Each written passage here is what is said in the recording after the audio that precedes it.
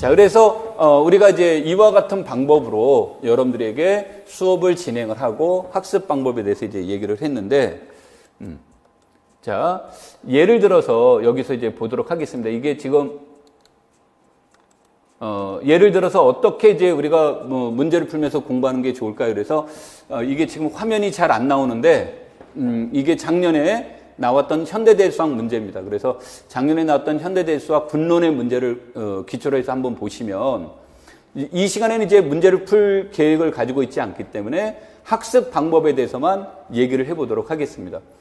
대칭군 SO와 덧셈 순환군 Z12의 문제입니다. 그러면 이런 내용들이 나와 있다면 원래 이제 제일 좋은 건 이미지 트레이닝을 해보는 거죠. 그래서 대칭군 SO가 있다. 그러면 SO라고 하는 것은 1, 2, 3, 4, 5와 1, 2에 의해서 생성됩니다도 되지만 얘네들이 1, 2, 1, 3, 1, 4, 2로 그래서 이와 같은 것들의 호환의 곱으로 호환에 의해서 생성됩니다라는 이런 생성원의 모델을 상상해 보는 것이, 준비해 보는 것이 이제 좋겠죠? 그 다음에 이제 두 번째로는 순환군이 나왔죠. 그럼 순환군이 나오면 Z10이라고 하는 것은 1에 의해서도 생성되지만 얘가 A에 의해서 생성될 필요충분 조건은 A와 12의 최대 공약수가 1입니다. 라는 것도 떠오를 수도 있고요. 그 다음에 순환군에 대한 알고리즘 중에는 순환군의 모든 부분군은 순환군이고 또 순환군에서 나타나는 특징 중에 하나는 순환군에서 부분군의 개수는 약수의 개수와 원소의, 그러니까 이 문제는 이제 12가 되겠죠? 12의 약수의 개수와 같습니다라는 것이 우리가 정리를 한다든지, 그 다음에 우리가 윗수가 D가 N을 나눈다면, 예를 들어 윗수가 6인 원소는 몇 개가 있을까요? 그러면 이때 phi 6, 오일러 함수만큼 있습니다. 이런 것들을 여러분들이 이 문제 푸시면서 정리해 보는 겁니다. 그러니까 이런 내용들을 손으로 정리할 수도 있고 이미지로 정리할 수도 있는데, 권하는 건 이미지로 정리하는 겁니다. 이미지로 정리하는 건데, 문제는 모든 사람이 이미지로 이게 다 정리되는 건 아니죠. 이미지로 정리되는 건 아니기 때문에 이미지로 정리가 안 되는 분은 반드시 손으로 써야 됩니다. 이건 뭐가 되냐면 그것에 대한 암기한 내용도, 정리가 암기된 내용도 이제 부족한 것일 수도 있고, 또 이런 것들이 문제 해결의 걸림돌이 될 수도 있습니다. 그래서 여러분들이 이런 것들에 대한 상상력을 먼저 이미지 트레이닝으로 쭉 정리해 보는 것이 좋겠죠. 자, 그래서 여기에서는 이제 우리 화면이 잘 안 보이니까요. SO와 Z12에 대하여 윗수, 원소 시그마, 이것의 윗수를 물어봤습니다. 그러면 시그마의 윗수가 나왔다? 이 문제가 나오면 우리는 시그마를 무엇으로 하자? 서로소인 순환치원의 곱으로 얘네들을 표현해야 되겠다. 그래서 서로소인 순환치원의 곱으로 표현하니까 1, 2, 4, 3, 5가 되더라. 그런데 이것의 윗수 문제를 보면 이것의 윗수는 얘가 서로소가 되면 LCM의 문제니까 이것의 윗수는 1, 2, 4의 윗수 3과 1, 2의 윗수 2의 LCM인 6이 되겠구나라는 것이 나오는 거죠. 그 다음에 여기에서는 순환군에서 ZN에서 ZN에서 A의 윗수는 몇입니까? 라고 한다면 A와 N의 최대 공약수분의 N 이렇게 되더라. 그래서 9와 12의 최대 공약수분이 12가 되니까 얘네들은 4가 되는 거구나. 그랬을 때 직접에서의 윗수는 LCM을 물어보는 거죠. 시그마의 윗수와 9의 윗수의 LCM, 즉 6과 4의 LCM이니까 12가 됩니다. 뭐 이런 논리가 나올 겁니다.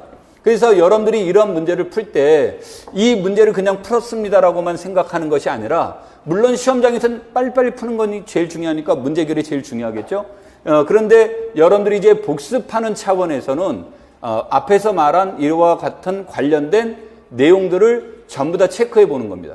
자, 그래서 이 문제 하나를 통해서 우리가 얻을 수 있는 것에 대한 내용은 무엇입니까? 그러면 우리가 이 문제만 놓고 본다면 이것은 군의 윗수 문제였습니다. 군의 윗수의 문제가 이제 주어지는데, 이때 우리가 비가환군에서의 윗수를 체크하는 거. 이건 규칙성이 없기 때문에 상당히 어렵고요. 그 다음에 아벨군일 때의 원소의 윗수는 어떻게 구하는지, 그 다음에 순환군에서의 윗수는 어떻게 구해보는 것인지, 이런 것들을 이제 체크를 해보고, 또 군의 직적에서 윗수는 어떻게 구할 것인지, 그 다음에 이 N차 대칭군이 가지고 있는 서로소인 대칭군에서의 윗수는 어떻게 구할 것인지, 이런 것들에 관련된 내용들을 이 문제를 통해서 정리해 보는 겁니다. 그래서 이런 것들을 이와 같은 그림만 그려놔도 여러분들이 일일이 노트 정리를 하시지 않아도 이 그림 그린 데는 이렇게 많은 시간이 걸리지 않겠죠? 그래서 이와 같은 것들이 정리를 해 보시는 거고, 이 정리한 내용들 중에서 결과가 머릿속에서 잘 전달되어 있어서 정리가 쫙 되어 있는 것들도 있을 수 있고, 왠지 기억에서 이것에 관련된 내용이 조금 부족함을 느끼는 게 있다 그러면 그런 것들을 포스트잇이나 다른 걸 통해서 여기다가 간략하게, 너무 형식에 구애받지 말고요, 간략하게 정리하는 활동을 해보는 것이 여러분들이 공부하는 데 도움이 될 겁니다. 그래서 여러분들에게 항상 얘기하는 것은 이 문제를 풀었습니다라는 것이 목적으로 두시면 안 된다는 거죠. 자, 그러면 이것에 관련된 출제위원의 의도는 뭔지 모르겠으나 우리가 이것에 관련된 내용은 무엇을 얘기를 해볼 수 있는 거냐면, 군에 대한 대표적인 것은 군의 무엇을 이해하는 데 있습니까? 군의 구조를 이해하는 데 있다죠.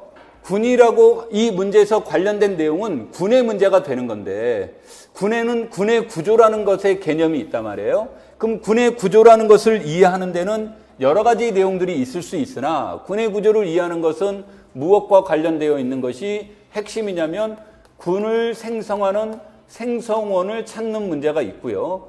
그 다음에 이 생성원과 연관되어 있지만 이 생성원과 관련되어 있는 원소의 윗수 문제를 우리가 생각해 볼 수 있는 거고, 그 다음에 이 생성원들 사이에 가환이냐 또는 비가환이냐.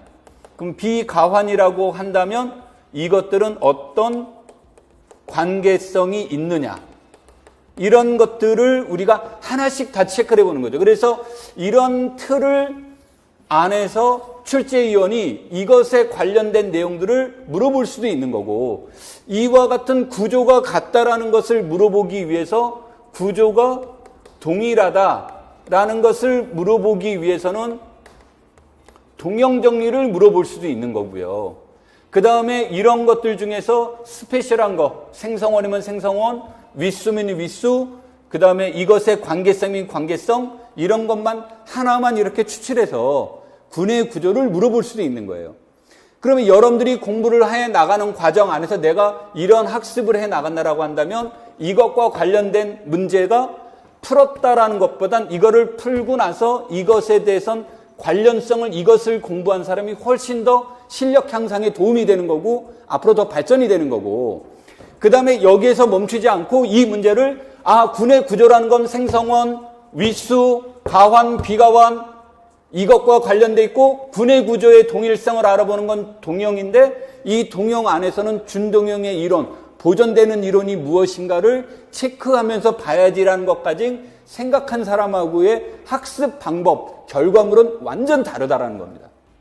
그래서 여러분들이 이제 공부하시면서 문제를 내가 10문제를 풀었습니까? 100문제를 풀었습니까? 이것도 중요할 수 있지만 더 중요한 건 뭐냐면 그 문제 속에서 얻어내는 내용이 뭐고 이런 것들이 어떻게 발전될 것인가를 생각해 보는 겁니다. 그래서 아까도 문제 풀 때 여러분들한테 얘기했던 것들 중에 하나가 무엇에 관련된 내용을 한 거냐면 이 문제가 가지고 있는 의미, 다양성에 관련된 설명, 이 내용들을 해 나가는 것은 그 문제 하나에만 국한된 것이 아니라 이것들이 파생될 수 있는 파생력을 같이 보는 거예요.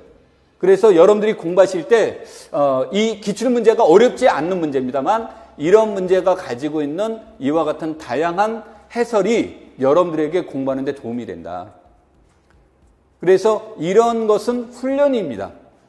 그러니까 이 훈련이 잘 되어 있는 사람들은 문제를 보면서 처음에 딱 접하면 어떤 문제든 이 구조 틀 안을 벗어나지를 못해요. 벗어나지를 못하는데 이 벗어나는 것들, 이 내용들 중에서 이거는 이것의 문제네, 이건 이것의 문제네 라는 것을 아는 사람은 벌써 그것에 대해서 대체 능력이 생기는 건데, 이런 구조 자체를 파악하지 못하는 사람은 이런 것에 대한 대처할 수 있는 능력이 상대적으로 떨어지는 거죠. 이것을 시험장에서는 이렇게 그릴 수 없잖아요. 그러니까 공부하면서 이런 것들이 얼마만큼 나에게 이미지로 훈련이 잘 되어 있느냐. 시험장에서는 이게 이미지 트레이닝이 다 되어 있는 사람이 머릿속에서 정리돼서 어떻게 표출될 것이냐. 그 다음에 이제 아까 모의평가 같은 걸 자꾸 해보겠다라고 하는 것은 그렇다면 내가 알고 있는 것들을 얼마만큼 잘 전달해 나갈 것이냐. 이런 문제가 되겠죠. 그래서 이런 것들은 이성적으로 알고 있다고 해서 되는 것이 아니라 훈련에 의해서 되는 겁니다.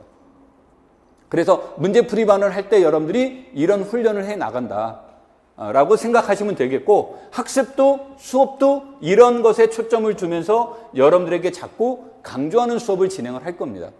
그래서 여러분들이 공부하시면서 우리가 지금까지 대학 과정과 왜 다릅니까? 라고 한다면 대학 과정에서는 요거 하나 따로 이것 따로 이것 따로 이것 따로 이것 따로 하나씩 다 따로따로 설명이 됐어요. 근데 교사임용시험은 이런 내용들이 복합적으로 나올 수 있다는 거죠. 그럼 복합적으로 나오려면 내가 복합적인 해석 능력이 있어야 되는 거고, 그 해석 능력을 학습해야 될 게 7월, 8월의 과정이라는 얘기예요. 그러면 7월, 8월에 힘들더라도, 그러니까 안 해본 사람은 힘들게 되는 겁니다. 이게 정리가 덜 되어 있으니까. 그래서 그런 것들을 이제 극복하는 과정이 7, 8월의 과정이다라고 생각하시고, 수업을 들으면서 내가 그래도 이제 뭐 내가 이렇게 말했음에도 불구하고 여러분들 중에 아마 난 그래도 어려운데 잘 이해가 안 되는데 하시는 분들은 끊임없이 상담을 통해서 여러분들이 이런 문제들을 극복해 나가시면 됩니다. 자, 그래서 이런 것들에 대한 학습, 그러면서 예시 문제를 통해서 우리는 어떻게 나가야 될 것인가라는 것을 살펴봤고요. 자, 현대제 5, 6월에서는 기출문제 풀이반이 있습니다만 여러분들에게 이것을 일일이 다 설명할 수 없어서 간략한 예시안을 통해서만 몇 가지만 얘기해 보도록 하죠. 자, 우리가 이제 해석하게 대한 것에 대한 모델이에요.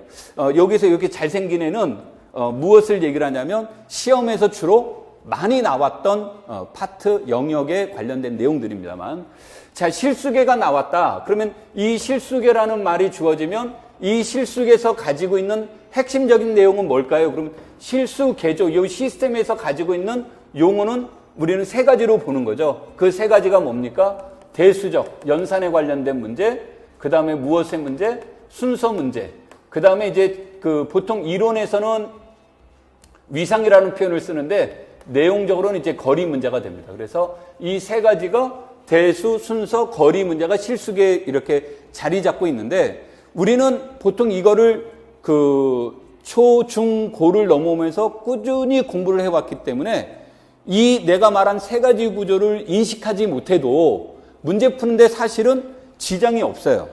자, 해석하기라는 것은 이렇게 이제 세 가지 형태를 우리가 알고 있음에도 불구하고 이것을 갖다가 인지하고 있느냐 인지하지 못하느냐에 따라서 결과물들이 달라지는데 저자들에 따라서 접근하는 관심은 달라져요. 근데 배경적으로는 이 세 가지를 구조를 지니고 있는데 우리가 배우는 수에서 이 세 가지 구조를 다 완벽하게 가지고 있는 건 실수밖에 없습니다. 그래서 뭐 이거를 완비구조라는 언어로도 표현되는데요. 자, 그러면 이 내용이 주어지면 이것으로부터 우리가 핵심 이론은 극한 문제입니다. 극한 문제가 이제 핵심 이론인데 커리큘럼상 우리가 이제 극한이란 개념 들어가기 전에 무엇이 들어갑니까? 수열의 수렴성이 들어가는데 여기에서는 우리가 중등학교, 고등학교에서는 극한값을 구하는 데 초점을 둬요. 극한값을 구하는 데 초점을 두는데 여기에서는 극한값에 구하는 것에 초점을 두는 것이 아니라 수렴성이에요. 그래서 이때 이 수렴성에 대한 일종의 무엇의 문제가 됩니까? 판별식의 문제가 되는 거죠. 그래서 여기에 대한 판별식의 문제라는 것은 이 내용은 어떤 판별법을 써야 되는지 이런 것을 공부하라는 얘기예요. 그러면 아까도 얘기했듯이 저 문제가 나왔다. 수열의 수렴성이 나왔어요. 그럼 수열의 수렴성이 나오면 이것에 대한 내용은 뭡니까? 코시어를 이용하는 방법이 있고요. 그 다음에 또 무엇을 이용하는 방법이 있어요? 상극한, 하극한을 이용하는 방법이 있고요. 그 다음에 무엇을 이용하는 게 있습니까? 부분 수열을 이용하는 방법이 있고요. 그 다음에 또 무엇이 있습니까? 무엇이 있어요? 단조 수열.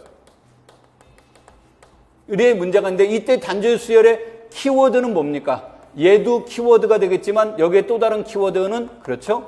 유괴가 키워드가 되는 거죠. 그 다음에 이런 문제가 있고 그 다음에 또 무엇에 문제가 있습니까? 아주 특별하긴 하지만 무엇을 이용하는 거? 급수를 이용하는 게 있어요. 그러면 이제 문제를 본다면 이게 오지선다형이에요. 오지선다형.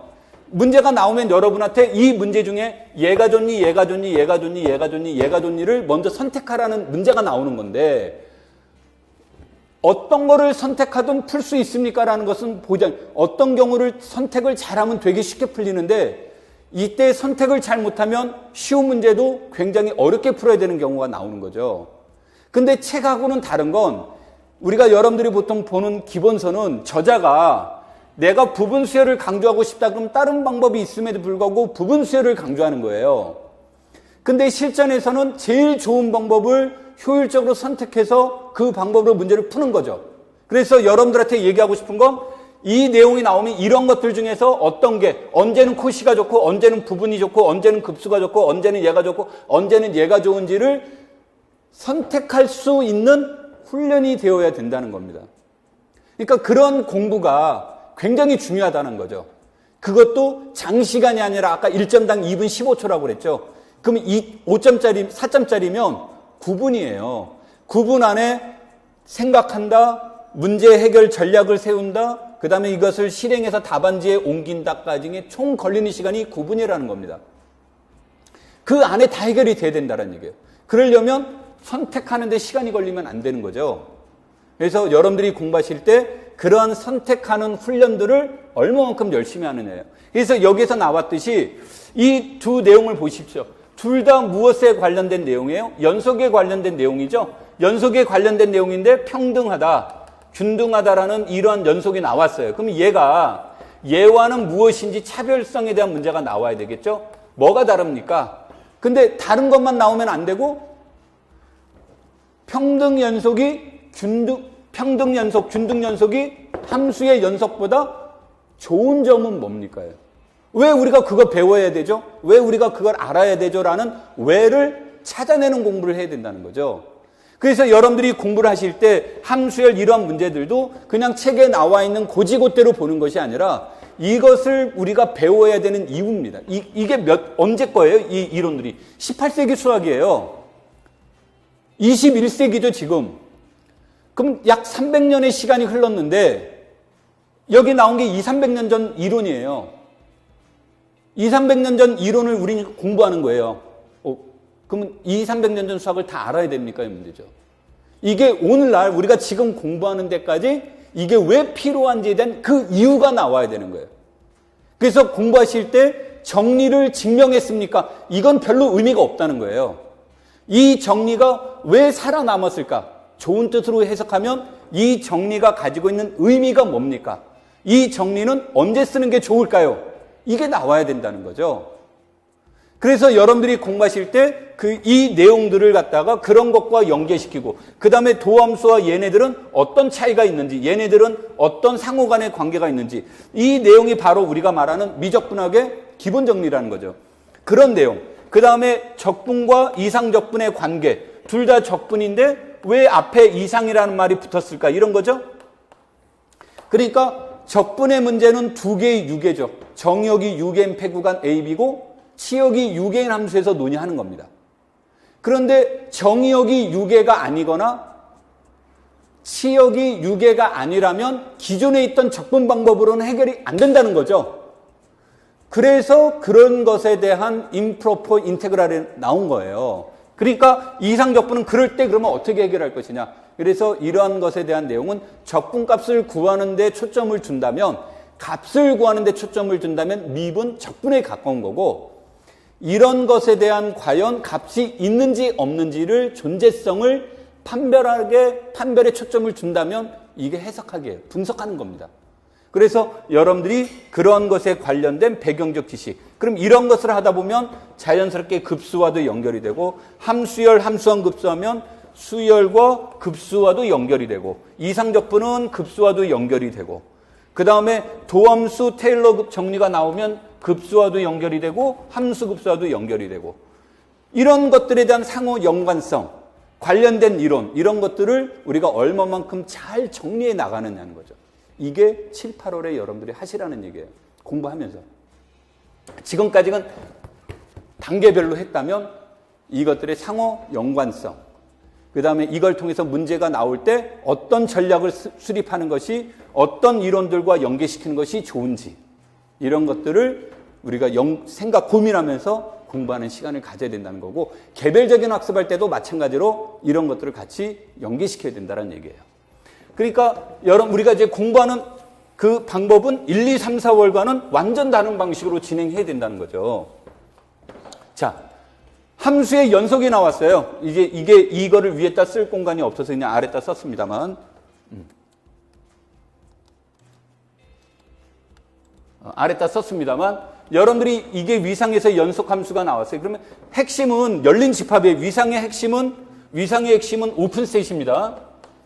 오픈셋을 가지고 내용을 나오다 보니까 오픈셋을 이해하는데 핵심적인 내용이 기저 개념이에요. 기저, 국수기저 개념인데, 이 내용보다 이제 우리가 실질적으로 보전성의 문제, 얘네들도 이제 구조적이니까 추상수학은 구조적인 문제가 굉장히 중요합니다. 그래서 연속성과의 연관성이 돼서 이 연속성에 대한 관련된 내용들을 중심으로 출제가 되는 거고, 그런 것들이 이제 우리가 말하는 뭐 상공간, 연결공간, 거리공간, 컴팩트 공간, 분리공간, 상대공간, 연결성분, 이런 것들이 나오는데, 연속사상과 제일 문제 해결하는데 아주 중요한 키워드, 그러니까 우리가 연속이라는 것을 이용해야 될 것이냐, 내가 연속을 만들 것이냐의 문제가 나올 수 있는데, 내가 연속을 만드는 거, 이를테면 이런 거죠. 연속 사상의 개수는 몇 개가 있을까요? 그랬어요. 그럼 내가 다 찾아내야 되는데, 이거를 일일이 찾아낸다면 시간도 많이 걸릴 수 있고 중복될 수도 있고 빼먹을 수도 있죠. 그래서 그와 같은 방법은 어렵다. 그래서 연속을 만드는데 핵심 이론은 연결 성분을 이용하는 겁니다.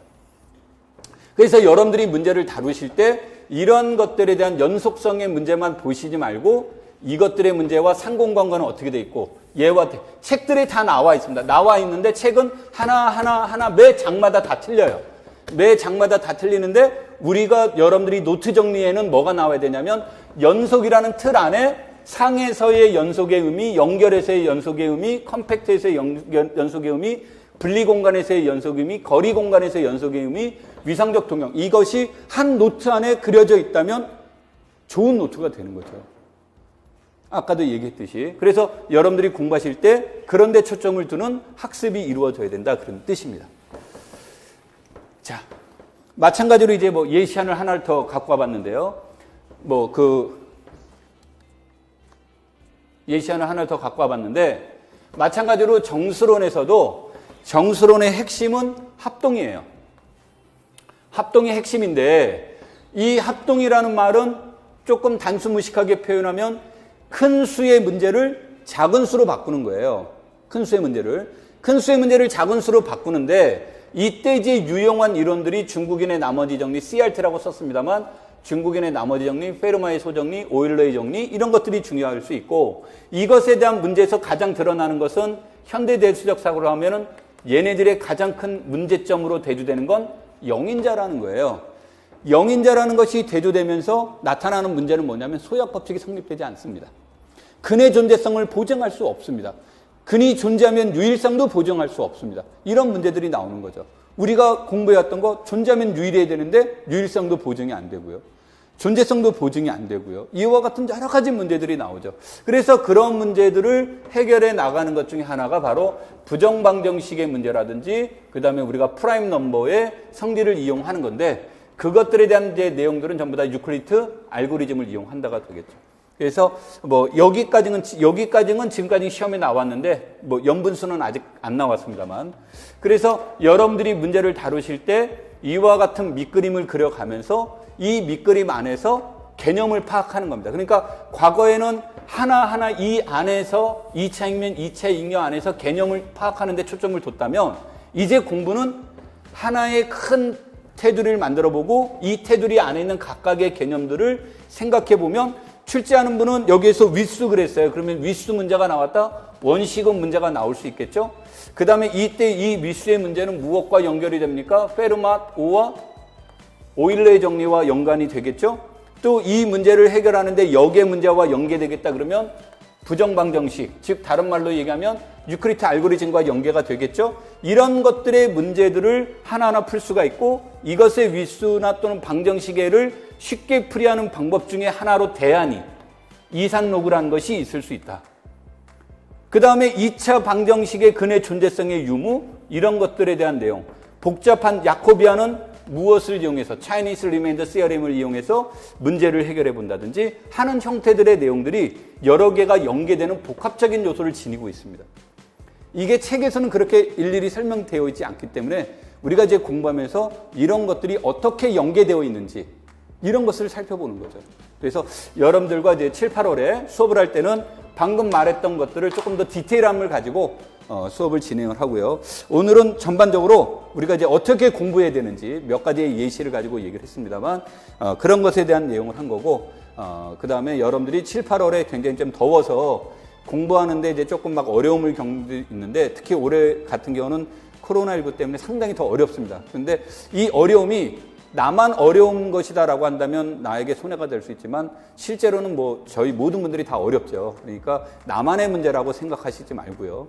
그 다음에 내가 이런 것들을 잘 극복하는 것들도 중요하고 그 다음에 그 공부는 열심히만 한다고 해서 되는 게 아니라 어떻게 열심히 할 것이냐죠. 그래서 전략적인 문제들도 있고요. 그래서 그런 것들을 참고하면서 7, 8월을 준비하면 도움이 되지 않을까 이렇게 생각을 합니다. 자, 7, 8월에 여러분들을 뵐 거를 생각하면서 우리가 이렇게 수업 방법과라든지 강의 계획이라든지 이런 것에 대해서 간략하게 얘기했습니다. 자, 여기까지 하도록 하죠. 감사합니다.